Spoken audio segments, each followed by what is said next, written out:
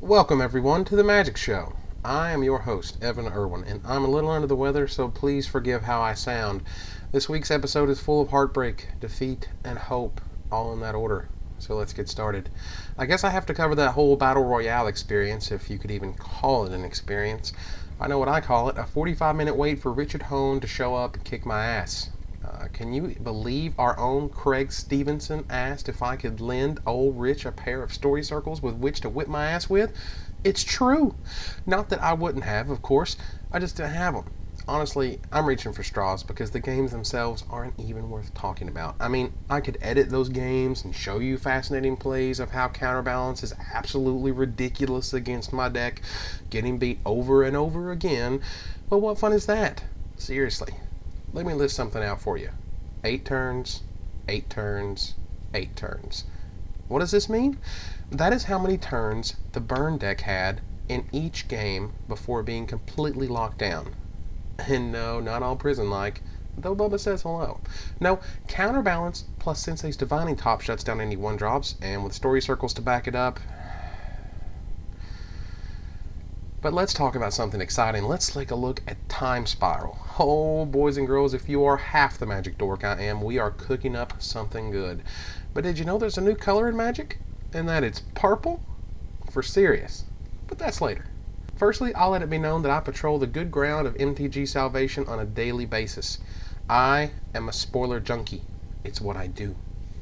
What most rumormongers don't realize is that they are actually more satisfied with the less information they get in one setting. I would rather see the set in these 5 to 10 card doses than a full-blown spoiler or, God forbid, craning my neck at a pre-release. While I'm still surprised at pre-releases, it is because of the cool interactions and not because it's the first time I get to see these cards. But I digress. Where was I?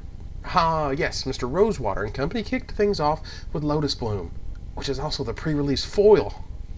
A card destined to break new and interesting decks the world over.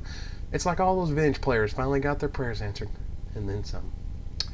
For the first ever preview, Mr. Rosewater dropped the Sliver Bomb on us, further confirmed by the Orb of Insight, which let it be known that there are a huge number of old mechanics returning.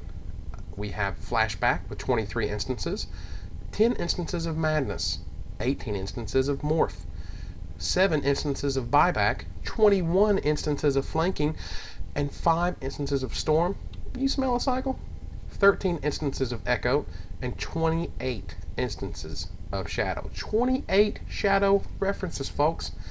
And then, of course, came the ridiculous bomb from Mr. Forsyth, Stronghold Overseer. Miss Kakusho much? You won't for long.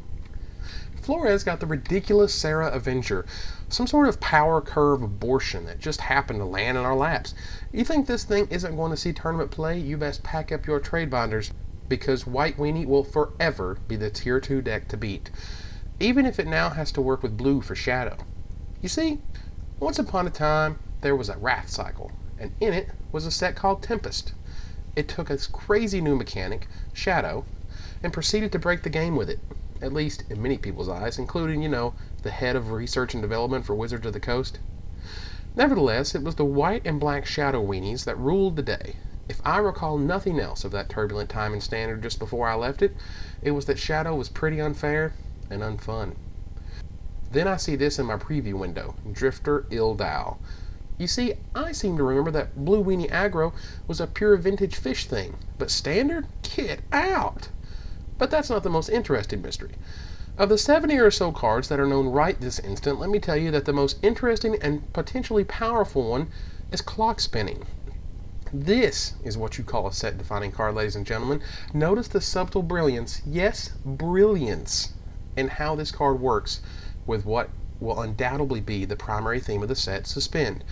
Notice also that this can add or remove any counter of any type, as long as the permanent has a counter of that sort on it already. You got charge counters? You got ice counters? You got +1/+1 counters? I've got a card for you. And for those counting at home, this lets you get off all of those ridiculous suspend spells a turn or two faster than you normally would. You drool over Ith, but I drool over getting him out in 3 turns. This Mondo combo will be in all sorts of decks and fits the blue color pie perfectly. Powerful, unfair, and unfairer. You know what I'm talking about. Lastly, I want to cover this whole purple thing. The deal is this. There is a purple time spiral expansion symbol consisting of 121 cards. These cards are all reprints of old popular cards, and get this, they include the original card frame. However, they feature the latest Oracle wording. Neato! Right now, there is no idea as to how these will be distributed. My guess, the purple cards will be substituted for the correct rarity. Fire Whip will be in place of a common, a Chroma will be in the place of a rare. And just like in the pre-Mercadia Mass days, when you also had to worry about how Shadow was going to break the game, you'll have to just know the rarity of some cards. And let me tell you, back in the day, trading a Creeping Mole for a Durell Centaur happened all the time.